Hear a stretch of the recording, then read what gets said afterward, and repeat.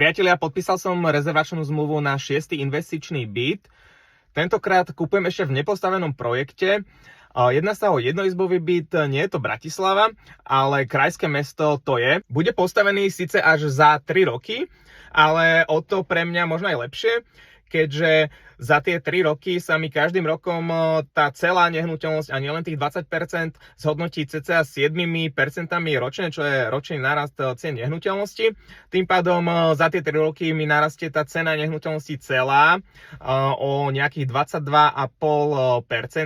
Za tie 3 roky, keď sa ten byt postavá a dajme tomu aj zariadi, tak spravím na ňo nový znalecký posudok a pri 80% LTV tak to bude mať vlastne prefinancovanú celú nehnuteľnosť, čiže nebudem mať v tom žiadne vlastné zdroje. Ak chceš sledovať moju cestu a vidieť možno aj nejaké ďalšie nehnuteľnosti, ktoré budem v blízkej dobe kupovať, tak mi hoď follow.